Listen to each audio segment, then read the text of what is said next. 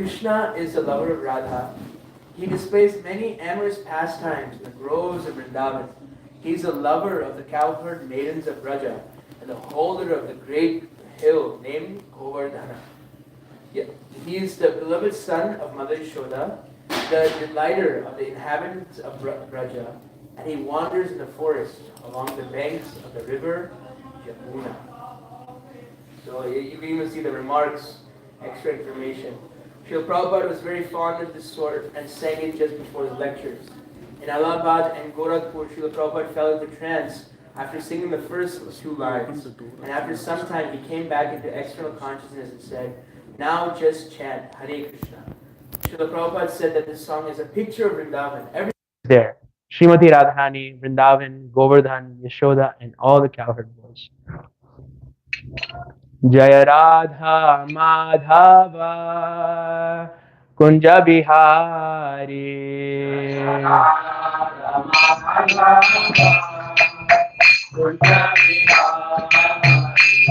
Gopi Jana Vallabha Girivaradhari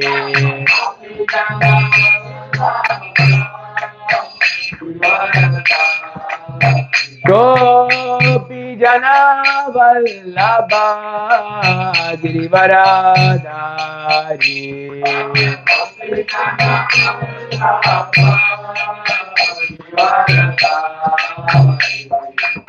Yashoda Nandana Vraja Jana Ranjana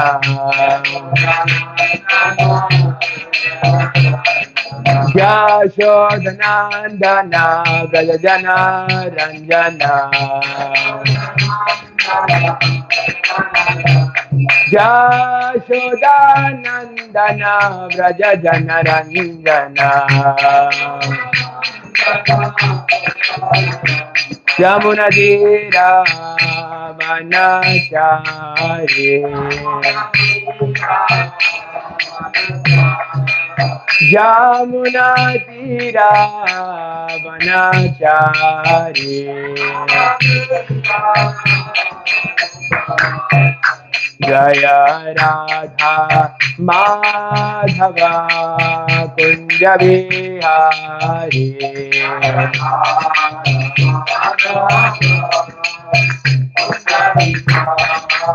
Hare Krishna Krishna Krishna Hare Hare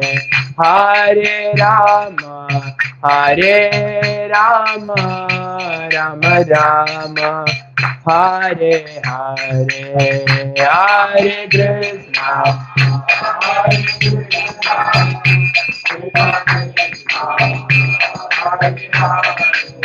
Hare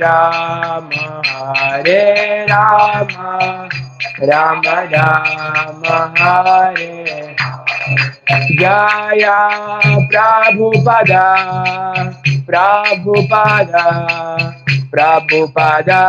Srila Prabhupada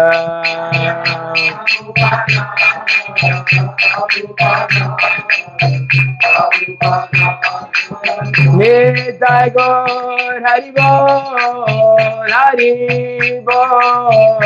Hari Bol Gaura Hari Bol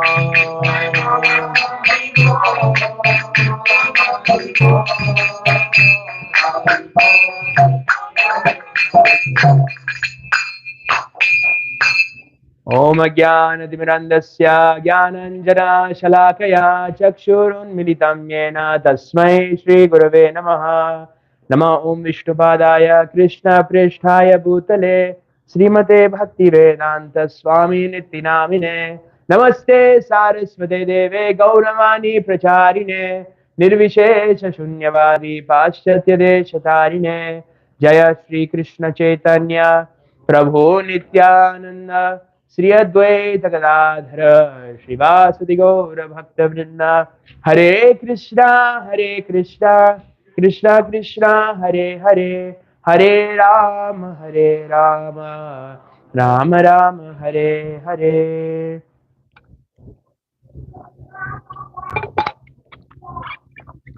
Hare Krishna. thank you very much for coming to the ISKCON Columbus Sunday Feast program. This is a very nice occasion because yesterday was Gita Jayanti, and it's a very purified. Actually, it may look like another house on West 8th Avenue, but actually this place is very sanctified. It's been sanctified for many years, but especially sanctified because yesterday the devotees took a great endeavor to sit down and chant all 700 verses of the Bhagavad Gita. Let's give a round of applause to all the devotees of the day. Such a great endeavor to do that. And we'd like to thank everybody for coming, and thank you. And I'd like to take the blessings of our seniors and all the new people, and Rahul and he's my, especially my senior. So I'd like to take the blessings before I start. We're going to be exploring this topic of Dham through Nam.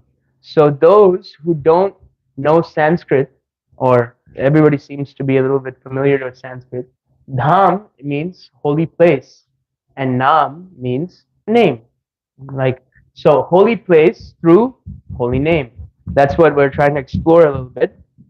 So yesterday we celebrated this festival of Gita Jayanti, the day Bhagavad Gita was revealed to us, and it's such an amazing book, this Bhagavad Gita.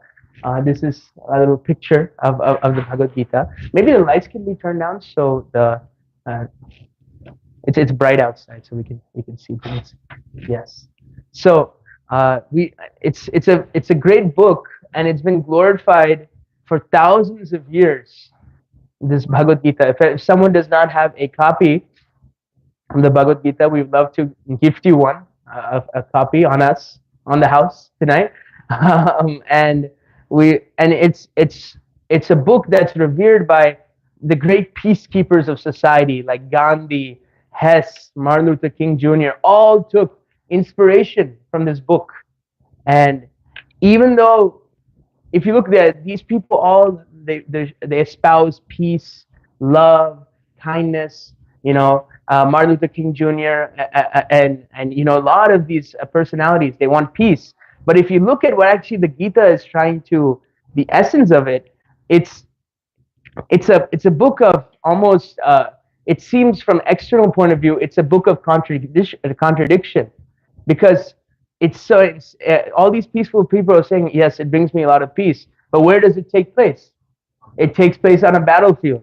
It doesn't happen in a yoga studio. It doesn't happen on a clean, pristine, a nice palace.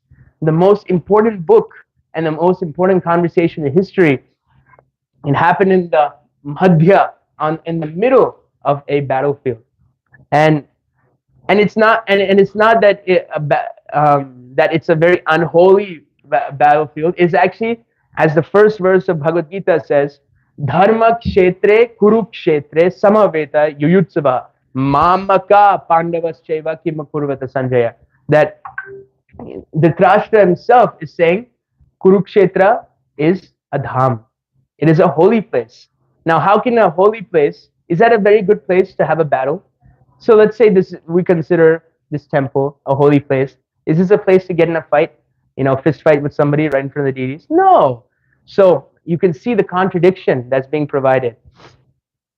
So sometimes, we understand that Kurukshetra was a holy place where this happened, and with this holy place, it became even more holier by Krishna's presence, and even more holier when Krishna spoke these words of Bhagavad Gita. And sometimes we go to holy places and we want to get out of rut. Sometimes we get in these ruts, or kind of like stagnancies in our lives, and we want to escape. We always want to have a safari or escape from the world. And sometimes the material world, they transform this escape as vacation. And people want to take a vacation sometimes. Maybe they want to go to Florida or South Carolina, Myrtle Beach. So many people go to Myrtle Beach in December. You can get very cheap flights. And actually, in the material world, sometimes these vacations can can actually turn out to be more harm than good in one sense, because all these, what happens is that you're working 50 weeks in a year, right? 52 weeks in a year, and you have to work 50 weeks in the year so hard so you can get 2 weeks of relaxation, right? And then you have to go to so much travel. You have to wait at airports, your flight's delayed, your baggage, and then you get there, and then it's hot sun, you're late. It's always funny to me. They go to these vacation places, they go to the beach, and what do? They sleep on the beach. Very, very, very relaxing. You could have slept at home, Baba. $1,000 less. So a lot of it's actually, and it creates a lot of anxiety. And then why do we have to come back if it's so much happiness? Why don't we just stay in? Why don't we just live at Disney World? We can just stay there. But that's not how the material world wants us to think. So it puts us into anxiety thinking about this, where we want to work 50 years, and I want to post on Instagram or Facebook. I want to show off to my colleagues. I had fun family vacation in Florida, fun family wedding in India. I had this, and this is how the material world constantly wants us to have this rat race of trying to one-up each other. But actually, by engaging in this rat race, none of us are actually becoming happy. So this is Sunday. I don't want to be all doom and gloom. I don't want to be too heavy. But I hope to pacify your minds by sharing some instances from the Vedic literature about how to get out of this rut that we may be feeling. I know a lot of people are going to Vrindavan. I'm personally going on my way to India next. That's my next destination. How the Vedic scriptures tell us to pacify our minds and get out of this rut. So about 500 years ago, there was a personality, and his name was Sri Chaitanya Mahaprabhu. Sri Chaitanya Mahaprabhu is the supreme personality of Godhead, and he's described by one devotee, Namo Mahavadanyaya Krishna Prema Pradayate Krishnaya Krishna Chaitanya Namne Gaurat Vise Namaha. What he's saying, this devotee, he's saying this personality is the most magnanimous because he has brought something which has never been brought before, which is Braj Krishna Prema. Krishna Prema Pradayate, he's bringing Krishnaya Krishna Chaitanya Namne Gaurat Vise Namaha. I offer my obeisances to such a magnanimous personality. So Sri Chaitanya Mahaprabhu also had this desire to go to travel. He wanted to travel. He wanted to travel to a place called Vrindavan, which we sang about before the class. And he was on his way to Vrindavan. He was in Bengal. Anybody from West Bengal here? Right on time, West Bengal. And he wanted to travel all the way to Vrindavan, which is in Mathura, which is 3 hours outside of Delhi. Long distance, right? Pretty long. On a flight, it'll take you a couple hours, but imagine walking. He wanted to walk all the way to Vrindavan. But Chaitanya Mahaprabhu did something very, very interesting. It didn't make actually any sense. Instead of, let's say, Delhi is here, or Vrindavan is here, and then he's in West Bengal here, instead of going straight, he started going up. And everybody's thinking, and while he's not just walking in silence. There's loud kirtan with these mridangas and kartals all going on. And then they're all chanting Hare Krishna, and then they whisper to each other, "Where are we going? What are we doing?" And then they're like, "Okay, never mind. We're just gonna follow where he goes." He goes up, and he goes to a place close to current day Malda, which is and the place is called Ramakeli. Ramakeli is a place where Lord Ram came. So that's where the town name comes. It seemed to be very out of the way, but he had a reason for going there. There was a specific reason he's going there. There's these two brothers These two brothers are for some a reason, this 500 years ago, they're under a Shah, Nawab Hussain Shah. And Nawab Hussain Shah, these two brothers were widely influential. They knew 6 languages, Persian and Sanskrit, and so many languages. And they were so influential. He wanted them in his government because they're so influential. And he said, basically, he gave him an ultimatum. We are going to, if you don't join the government, the Muslim government, we are going to capture the Hindus and give them a lot of trouble and pain. And they didn't want to join the government, but they didn't want to cause harm to others also. So what happened? They joined the government. And because of joining the Muslim government, they were excommunicated from Hindu society. And they were given the names Sakir Malik and Dabir Khas, these two brothers. And these two brothers were working in the Muslim government, slaving and working, but internally they were fixed in their determination on worshiping Lord Krishna. So when they heard Sri Chaitanya Mahaprabhu was coming, their eyes are crying, their hearts are melting. And finally, in the dead of night, when Chaitanya Mahaprabhu was staying in Ramkeli, he was resting. These two brothers went to Chaitanya Mahaprabhu, and they saw the amazing form of the Lord, golden in complexion. There's another verse in the Chaitanya Bhagavat. Ajanu lambita bucho kanakavadhato sankirtaneka kapitaro kamalaya taksho vishwambharo dvijavaro yugadharma palo vande jagat priyakaro karunavataro. Ajanu lambita bujo. Their limbs were so beautiful. It's just amazing.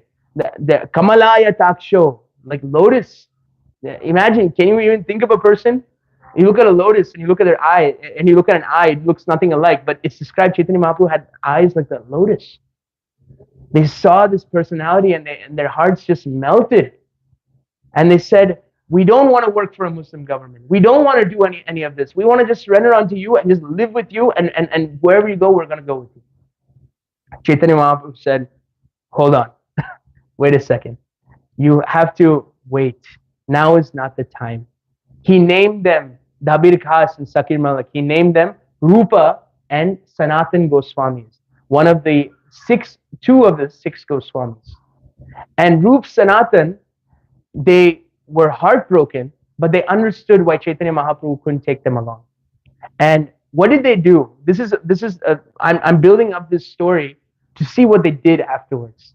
They stayed in Ramkeli, and if you go to Ramkeli to this day, you take from Kolkata, you take a train to Malda, 7 hours, and then you go and see Ramkeli. You see where they're living, and if you look at Ramkeli right now, they have excavated these ponds, and there's so much of separation from Vrindavan.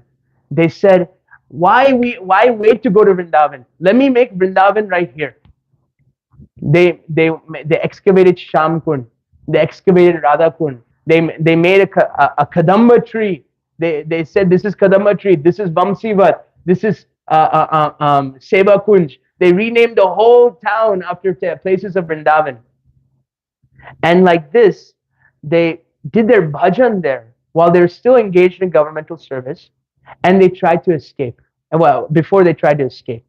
So the reason I'm bringing this is that Rup and Sanatan, they couldn't go to Vrindavan with the Lord, but they made Vrindavan wherever they were. This is a significant point. Everywhere we go, it can be transported into Vrindavan. And there's more examples I can give. And Rup and Sanatan, finally they were able to escape from governmental service, and then eventually they made it to Vrindavan. But if you still go to this day, there's the deity of Radha Madan Gopal. There's the Kadamba tree. There's Shamkund. This is Radhakund. This is in Malda. You can go see this up to today. So you may now think, okay, let's get a bunch of shovels. Let's go to the backyard, and let's start digging. And I'm like, I can't, and I want to make Vrindavan my backyard. Before you hit a pipe and something explodes. Let me stop right there. Let me pause you right there. So, is this all that defines a dham? Just some lakes, a tree, maybe a deity, and maybe some pujas going on to the deity. Is this all the definition of the dham? Now, Srimad Bhagavatam, it disagrees with that definition of the dham. The Srimad Bhagavatam, it says, Yasyatma buddhi kunapeti dhatuke swadhik kalatrad subhoma ijjadhi yat tirtha buddhi salilena karhisis jhanesiv abhigyesa sa eva gokara. We're focused on the third line. Yat tirtha buddhi wants to go to the dham, salilena karhisis, who they'll just bathe their bodies in water. And they just go and they do some ritual and they bathe in water. That's all the dham that they see. Jhanesu abhigyesa sa eva bhokara. He said, so they said he is non-different from a cow or a donkey. It's very, very rude. I know it's not rude because it's true. Because Srila Prabhupada or the disciples of Srila Prabhupada, they translated like this. I can even pull up the verse. Yes. Or who sees a place of pilgrimage as merely the water there, but who never identifies himself with, feels kinship with, worships, or even visits those who are wise in spiritual truth, such a person is no better than a cow or ass. This is a very good point. That the dham is not just a specific location where you can go and do some sightseeing. This isn't like Rome or London or this. The dham is, this is a very poignant point that the dham is exclusively the belongings of the pure devotees of the Lord. This is, I like to pause there, and I'm about halfway through my little spiel. Does anybody have any reflections they'd like to come out, or any comments on what you've heard? We'll just pause quickly and we'll take these. Anybody have any comments or reflections? Reflection is not a question. Reflection is the same thing. If you heard something that you're going to put in your pocket, this is your imaginary pocket, and just put it in there, and you're going to take it home with you. If you heard anything, you can just say it now. Anybody have anything? Reflection. Yeah. I love the two verses you quoted. One of them is one of them for Take it in your pocket. Any? Yes, French people. I like that word, the cow there, because I'm still in the body conception of life. That verse is the first line is anybody who identifies with the dad of this jhana. Yasyatma buddhi. Yeah. Who thinks my place is worshipable. I'm first principle. I'm a dad of I find with all the extensions of my family and all this my own. Yeah. Yeah, it's a very sobering verse. Of course, a lot of you are born in India, which happens to be, some people are born in very worshipable places. But for me, I was born in Delaware. Nobody's worshiping Delaware. So this is so anybody else have any? Yes, Mark.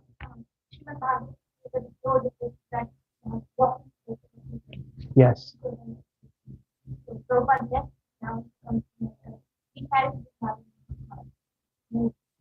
Wow. I think we have a like a yogi or something, Sugandha, because that's exactly the verse I'm going to show right after this.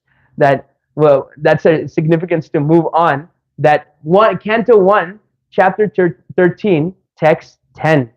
This is Vidura. It's talking about Vidura. O Lord, devotees like your good self are verily holy places personified. Because you carry the personality of Godhead within your heart, you turn all places into places of pilgrimage. So the dham is exclusively the property of the pure devotees. The vyavasayatmika buddhi ekeha kurunandana. The devotees who are one-pointedly worshipping Krishna. And Srila Prabhupada, he mentions in this purport, I'd like to make it a little bit interactive. Anybody with a big, loud voice can read the highlighted section. The holy places all over the earth are meant for purifying the polluted consciousness of the human being by an atmosphere surcharged with the presence of a Lord unalloyed devotee. If anyone visits a holy place, he must search out the pure devotees residing in such holy places, take lessons from them, try to apply such instructions in practical life, and thus gradually prepare oneself for the ultimate salvation, going back to God. To go to some holy place of pilgrimage does not mean only to take a bath in the Ganges or Yamuna or to visit the temples situated in those places. One should also find representatives of Vidura who have no desire in life state, and accept to serve the personality of Godhead. The personality of Godhead is always with such pure devotees because of their unalloyed service, which is without any hint of religious action or utopian speculation. Yes, very instructive, right? The dham is now we're building our argument. We built that yes, we need a vacation sometimes. It's not really beneficial to it's beneficial to go to these holy places. And these holy places, what to do there? Take a bath, go eat some Mahaprasad pizza. No, it is, yeah, So what is the difference between Delaware Reservoir and Wisconsin? Delaware. I don't know. The argument was so you want Delaware is not a place there. Now the party saying for what is saying is the police. You can make the anything for it. Yeah, the fact is, maybe there is a devotee there.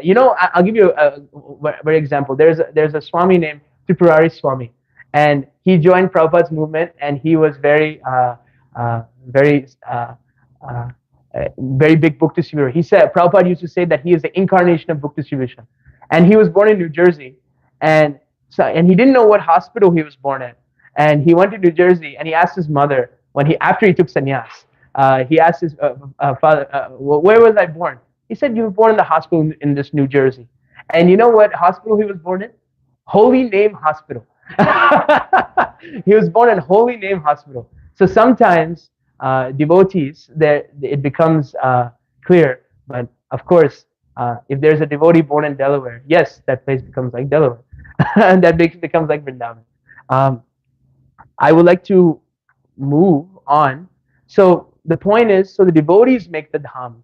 It is not, and the reason the devotees choose the dham as a place of pilgrimage is because devotees like where they can remember Krishna, and Krishna's pastimes are happening there, and they choose these places to live so that they can always remember Krishna and never forget Krishna.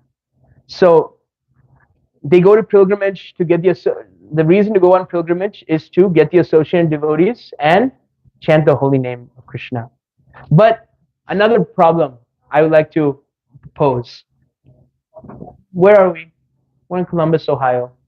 And and if you look at strict sannyasis in the Vedic order, they would not even come outside of India because it is considered such a pollutant and materialistic place.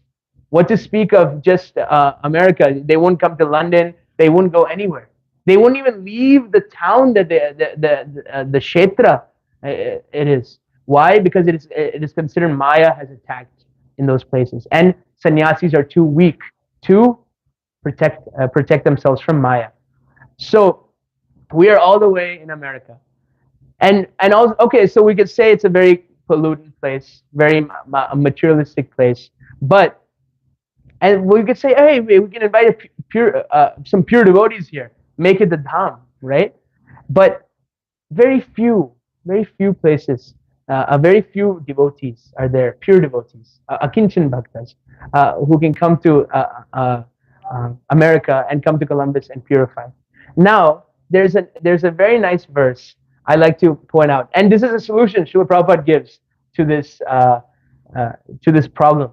I'd like to pull out this verse. This is 7:14. 1 second. Yes.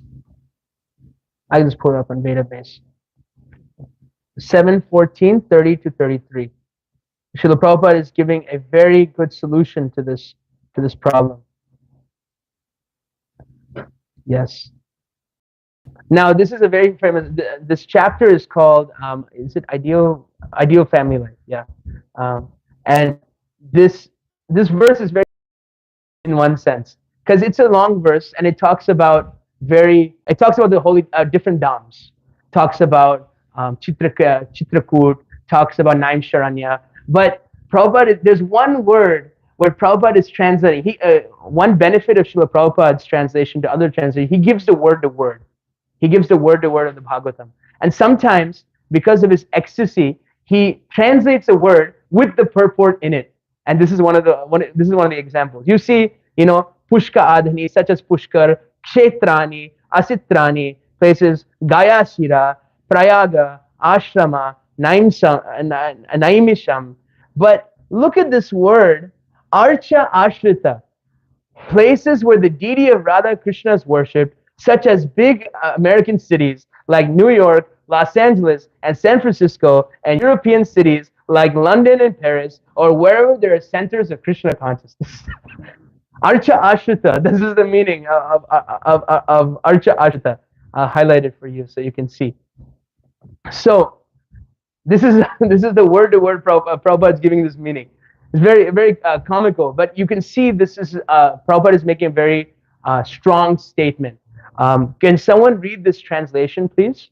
The sacred lakes like Pushkar and places where saintly persons live, like Kurukshetra, Gaya, Prayan, Purahasana, Naimisaranya, the banks of the Palvi River, Vedubandha, Prabhasa, I don't even know where it's at, Varpa, Varanasi, Mathura, Kumpa, Vindhya Sarovar, Udrivasana, Mahavanasa, the places where the Nandal River flows, the places where Lord Ramchandra and Mother Sita shelter, such as Chitrakuta, and also the hilly tracts of land known as the Hindra and Malaya. All of these are to be considered most pious and sacred. So these are very holy places in India, and some of them we never even heard of, but we should definitely go visit, like Pampa. Anybody been to Pampa? Shabbat. Yeah. So definitely we should go visit. But now this is the panacea. This is the oasis Prabhupada is giving us. Similarly, places outside India where there are centers of the Krishna consciousness movement and where Radha Krishna deities are worshipped must all be visited and worshipped by those who want to spiritually advance. One who intends to advance in spiritual life may visit all these places and perform ritualistic ceremonies to get results 1,000 times better than the results of the same activity performed in any other place. Boom shakalaka. This is Prabhupada is giving like a huge answer to this. He's saying you can visit these places and you look at the qualifier and you can see that all these Chitrakoot and Kurukshetra, Gaya, you do holy activities there, you get 1,000 times the benefit of anywhere else. Understood? Mathura, Jagannath Puri, all these places, you get 1,000 times the benefit. But Prabhupada is saying that anywhere there is the deity and there's centers of Krishna consciousness, you do bhajan there, you do bhakti there, you engage in the 9 processes of bhakti there, the 9 processes of devotional service, you get 1,000 times the benefit. The Dham transports himself to wherever you are. Herself. Dham. Yeah. So, Archa Ashrita. So interesting, right? So interesting. And Prabhupada says in this, the Krishna conscious movement is giving the population of the entire world a chance to take advantage of Krishna consciousness through the ISKCON centers. One may perform deity worship and chant the Hare Krishna Maha Mantra, and in this way obtain results with effectiveness increased 1,000 times. These ISKCON centers, even though this is just one house in 379 West 8th Avenue, this compared, if you do it in here versus if you do it on 370 West 8th Avenue, you get 1,000 times the benefit. These are Prabhupada's words. This is how potent the temple is. So these ISKCON centers I'll just go back to the presentation. Yes, this is a nice picture of Srila Prabhupada installing the deity in Melbourne of Chaitanya Mahaprabhu. If you look at it, the rules and regulations can be changed by the Acharya. And if you look at it, they didn't have. I listened to Prabhupada Memories, and they had all the ingredients like the yogurt, the milk, the honey, everything. But what did they not have to bathe the deity? The conch. Prabhupada said, no matter. He took the ladle and he started pouring it on top of the deity. He said, so the Acharya can do this. So these ISKCON centers, these centers for Krishna consciousness, are like embassies of the Dham, of Vrindavan. You can come here and learn how to be a resident of Vrindavan. What is the conclusion of Bhagavad Gita? Sarva dharman parityajya mam ekam sharanam braja. Anybody know the translation of braja? Move. It's movement. Braja means movement. Brajavasi, and one meaning of Brajavasi is moving our desires to Krishna's desires. So anybody who comes and learns Krishna consciousness, the science of Krishna consciousness, we're not saying to have blind faith. We're not saying we say, please come and read these books, chant Hare Krishna, engage in these, eat Krishna prasadam as up to your neck, and you get purified by this process. And once you get sufficiently purified from the material modes of nature by living in Columbus, Ohio, you get contaminated. But then when you come to the temple, you immediately become purified. And when that purification happens, you feel love in your heart. And the natural potency of love is that you must share it. You know, if you have like a tub of gulab jamuns, you know, you get rust by locking the door and just by eating all the gulab jamuns for yourself. But if you bring your friend, you're like, hey, I got these gulab jamuns, man. You want to eat these with me? Yeah, let's eat these gulab jamuns, man. So, on Janmashtami in New York, we got Radha Govinda's Raj Bhog plate. There was at least 75 items, all cooked in ghee. Everything was pakka, you know, and it was we saved it for midnight. And at midnight, we excused ourselves from the kirtan, Jai Radha Govinda ki Jai, and we at least 3 or 4 of the brahmacharis, we all went upstairs.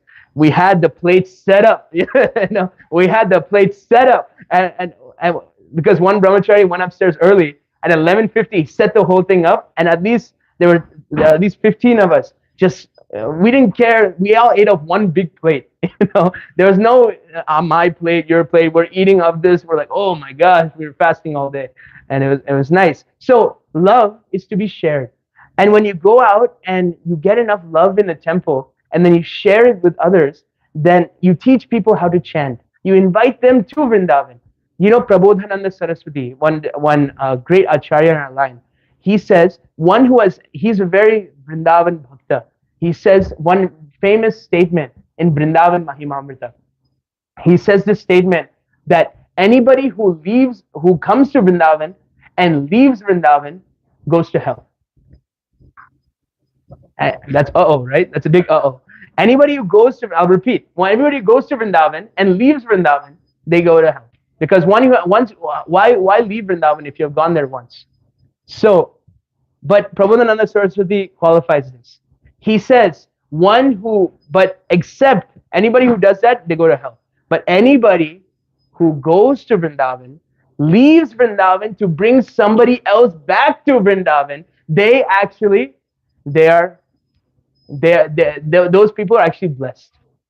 This is what Prabodhananda Saraswati says. So, this is what the solution, this is why we're here, you know.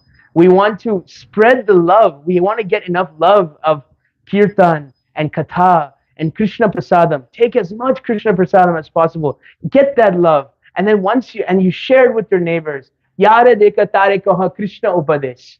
This is Chaitanya Mahaprabhu's teaching to all of us. And tell everybody about Krishna. Chant about Krishna.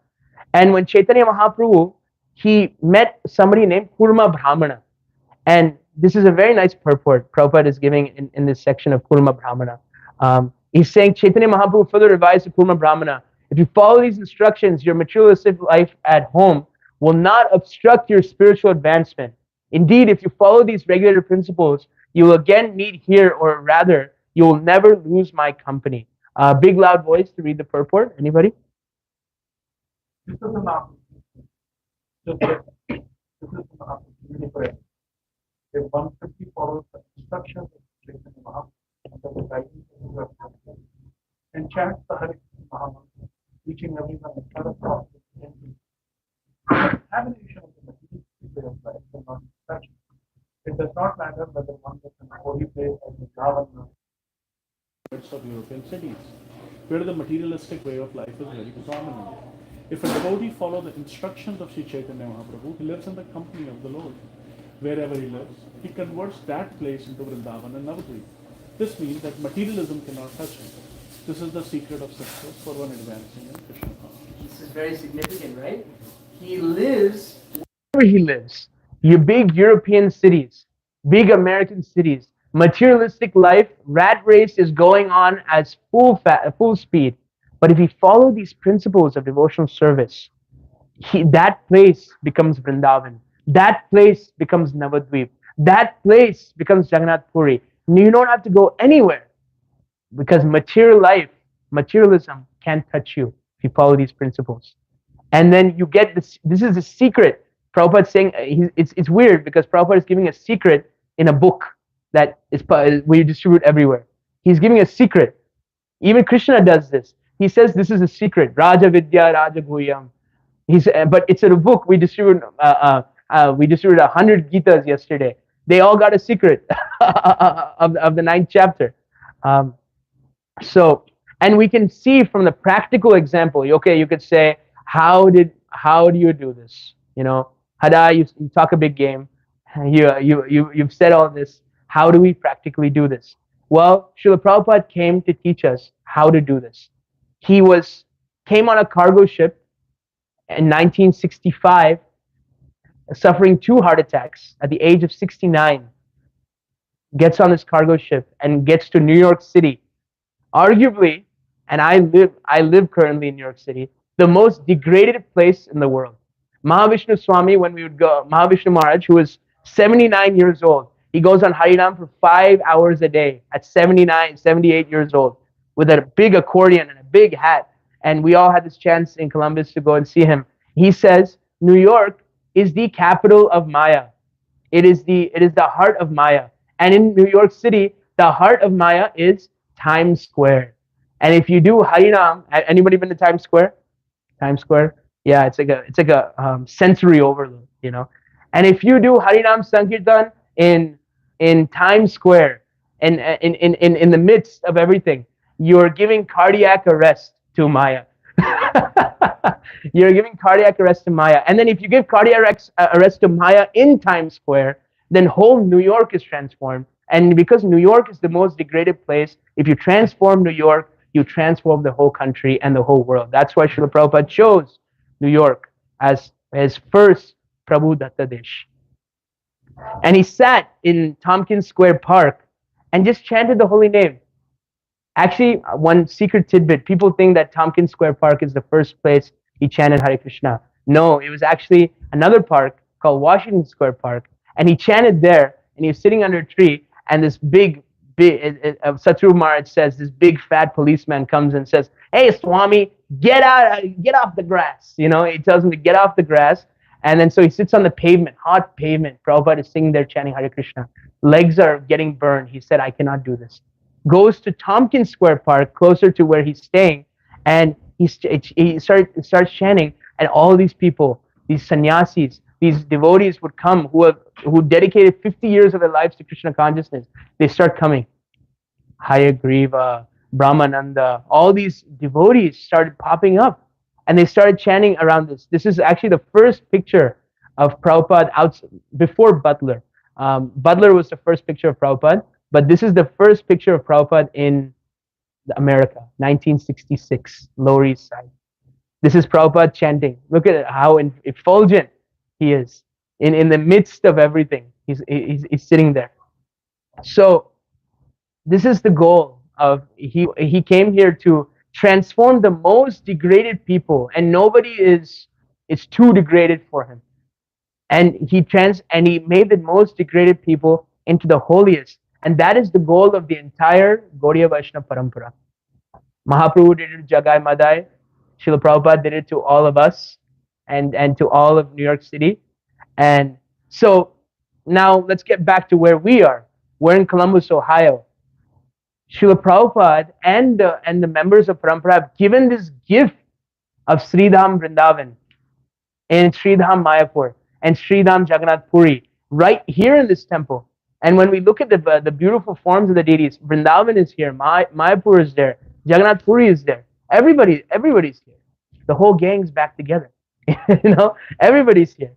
So, but there is a term of debt we must feel, because we are in the panacea, in the flames of material existence. We must give it to others. We must say, it's not enough to just suffer, and just happiness is not defined as absence of pain. Happiness is its own thing, but the material world is fixed on that. Happiness is just an absence of pain. That's why people, they do so many sinful things, and then there's reactions to them. So we should treat this place. It's a very sacred place, and we should treat it like Vrindavan Dham. This is Mayapur Dham. You get 1,000 times the credit of doing anything. Anything you do here, you get 1,000 times the credit. The temple is not necessarily primarily a social club or a restaurant where you get, well, of course you get really nice prasad here. And that's actually one compliment we got at, I think Naeem said this when he first joined, Naeem Prabhu. He said, this is the best restaurant in Columbus masquerading as a temple. We make very good prasad here. But the primary thing is it's a sacred space where people can learn to reform their consciousness and learn the science of loving God. This is true Vrindavan. This is true Brajvasi. And Radha Natabar, our presiding deities, are just waiting for that. This is the ultimate thing that we can do, is to share Krishna consciousness. We have so many anxieties we're putting on ourselves. Like, we're doing this wonderful new temple project to invite thousands of people to Columbus, from Columbus, to just come in the gates and learn about Krishna, and in fun and exciting ways. And we have so many programs. We do this at OSU. When we go on Harinam, like yesterday, they did Kirtan on High Street. High Street, the main street in Columbus.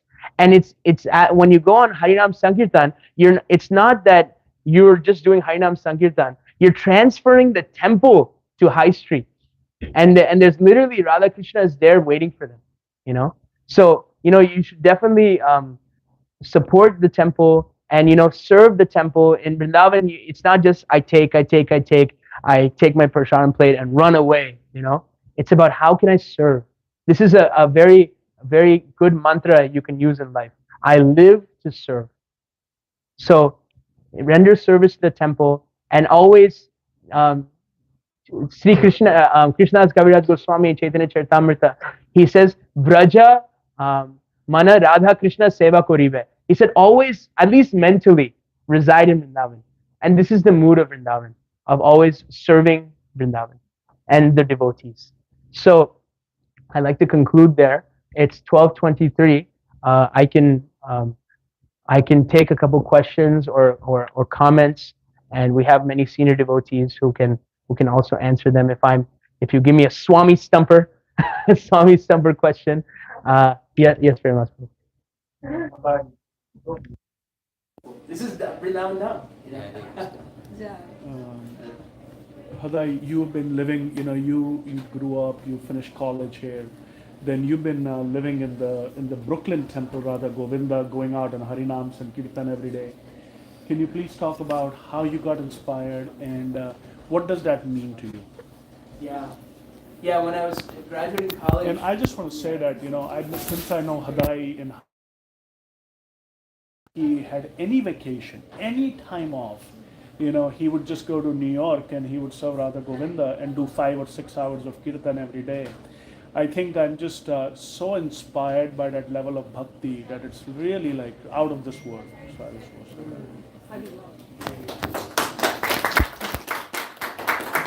Definitely. Inspiration, but yeah, this inspiration to go to New York was actually very strong in me because I graduated college and I wanted to, before I go into a career or, do that, I realized my mind wasn't right. I needed to fix my mind on Krishna because whatever job I'm in, the goal is to dovetail that into Krishna. But I didn't understand who Krishna was. I was practicing bhakti since 2012, 13, when I was 12, 13 years old. But I didn't realize who Krishna was. And then so I thought New York would give me full engagement in devotional service. And you think, you want to join as a brahmachari, a monk. Brahmachari means monk. And you want to join as a monk in, what's the best place to join? Maybe somewhere peaceful, somewhere quiet. But actually, what I found, joining as a monk in New York City is actually the most beneficial because Columbus, Ohio is actually tinged with mode of goodness. You guys have trees and air, and you see like actually the sky sometimes and the moon. One time I was sitting on the roof of the Brooklyn Temple. It was Sharad Purnima, last day of Kartik, the last day of Kartik. I was chanting my rounds there, and the moonlight was just like, it was amazing. And then the moon moved, and it went behind a big building, and it became dark all of a sudden. I'm like, come on, give me the moon, But in New York, we have this special facility because there's so much. You walk in the temple, it's like Vrindavan, it's like Mayapur, it's like Jagannath Puri. But immediately when you walk out, the modes hit you. You see a lot of these things that you reread in Gita about the modes and the 14th chapter. You see it very practically. So like that, it's been helpful in controlling my mind. Also, we're engaged in 4 hours of Harinam Sankirtan every day, and Harinam Sankirtan is the Yuga Dharma, and it's so nice to be with my senior, His Grace Ram Roy Prabhu, who was with Ayendra Prabhu. He's been a brahmachari since 1978. He said he was Vakreshwar Pandit Prabhu was leading kirtan when he walked in, and into the Henry Street Temple, into 55th Street Temple in 1978, and then he walked in. They gave him saffron. They said, you're getting initiated in 2 weeks, and then you're a devotee. And then he said, okay. And he just walked in, and he was just all into it. And since 1978, he's just been, for the last 10 years, he's been doing this New York City Harinam. And everybody is invited to come and join in. Kids, adults. It's definitely a good yagya. Best time to come is during Rath Yatra. But definitely, if you're looking for some in-depth training in Krishna consciousness, in like doing like actual missionary work and actually seeing the fruits of helping people, like just recently we distribute books and we're like, oh, does it make devotees? When we distribute a book, we give them a card and then we invite them to the temple. And like that, we've had 3 people move into the temple just this summer, and they still work jobs. Like one works at Facebook, one works at Twitter, but they're very fixed and they inspire me actually.